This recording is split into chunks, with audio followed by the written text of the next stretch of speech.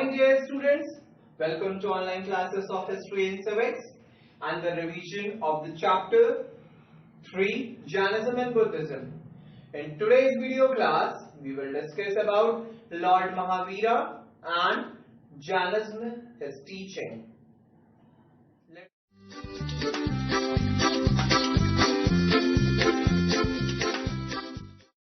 On your screen, you are watching the picture of the Lord Mahavira.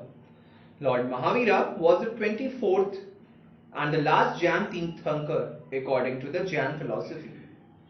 Our Tirthankara is an enlightened soul who is born as a human being and attains perfection through intense meditation. For a Jain, Lord Mahavira is no less than God, and his philosophy is like the Bible. Born as Vardhaman Mahavira, he later came to be known as Bhagwan Mahavira. At the age of 30, Vardhaman left his home in pursuit of his spiritual awakening, and for the next 12.5 years, he practiced self-meditation, penance, and after which he became omniscient. After achieving Kevala Janana, he travelled throughout the Indian subcontinent to teach Jain philosophy for next 30 years. Lord Mahavira was born Prince Vardhamana to King Siddhartha and Queen of Trishala of the Ikshvaku dynasty. He was born in 599 BC.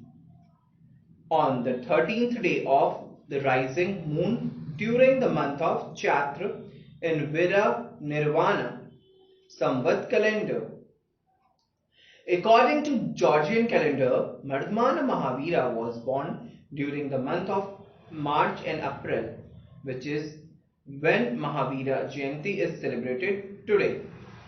Most historians agree that he was born in Kshatriya Kund in the kingdom of Vaishali, which is modern day Bihar.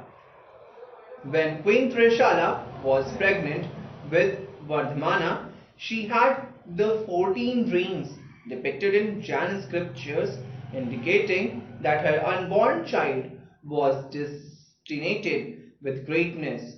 His parents were followers of Jainistic Parshvanatha. As a child, Vardhamana was quite brave. He displayed acts of great courage several times during difficult situations. Being a prince, he was brought up amidst luxury, yet nothing affected him. He led a very simple life. Following his parents' instruction, he married Princess Yashodhara at a very young age. Couple had a daughter, Priyadarshana. The Digambar sect of Jainism believes that Vardhamana refused to get married when his parents insisted him for that. Now we will study about renunciation of the Mahavira. When Mahavira was 28-year-old, his parents passed away, and his elder brother Nandivardhana succeeded their father. Vardhamana craved freedom for the worldly attachment and sought his brother's permission to renounce his royal family and royal life. His brother tried to dissuade him from his resolve, but Vardhamana was adamant and practicing fast meditation at home. At 30 years of age, he finally abandoned his home and embraced the ascetic life of a monk.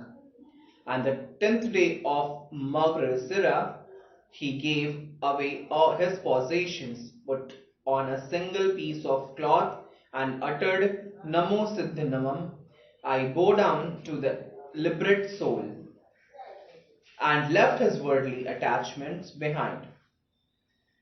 Penitence and omniscience of the Mahavira was like that he spent 12.5 years in pursuing the life of hard penance to drive away his basic attachment.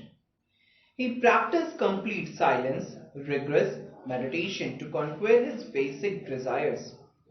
He assumed a calm and peaceful demeanor sought to overcome emotions like anger.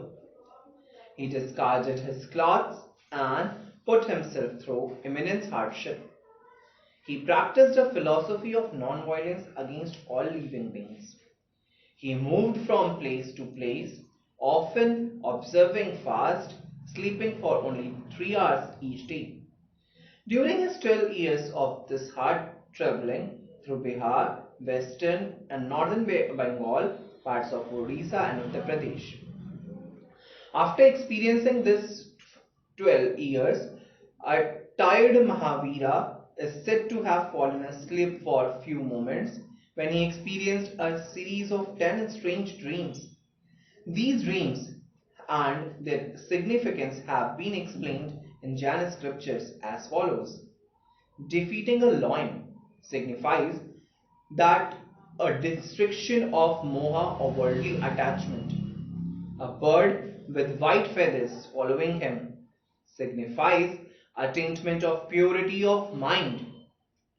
Third was a bird with multicolored feathers signifies attainment and propagation of multifaceted knowledge.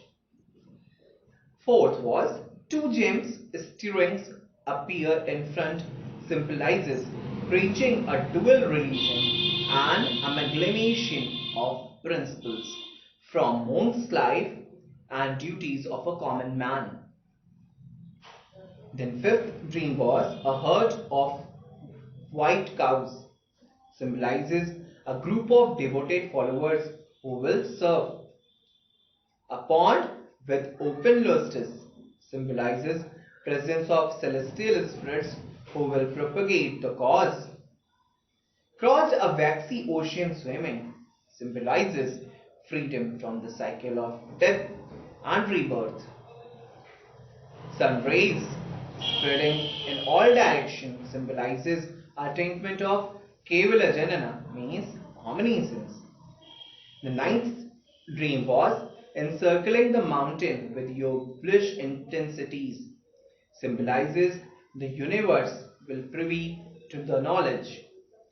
The tenth was the other one, that sitting on a throne placed on a summit of Mount Meru symbolizes people reviving knowledge, being taught and placing Mahavir in the place of respect. So on the 10th day of rising moon during the month of Vaishak 557 BC, Mahavira sat under a salt tree on the bank of river Rijuvakaluka, modern day of river Barakar, and attained the Kevala Janana or omniscience.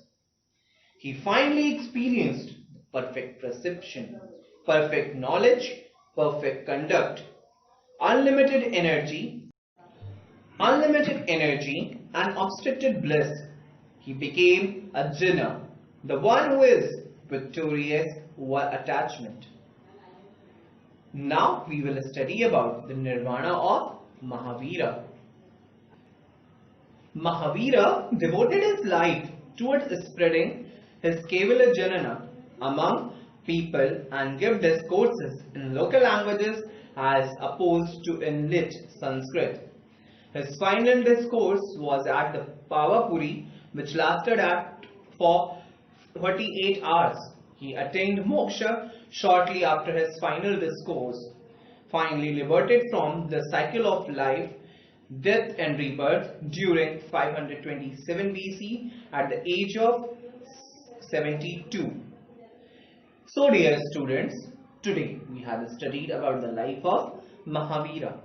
In our next video class, we will discuss about the life of Mahavira and some teaching from Jainism. Till then, have a nice day and thank you.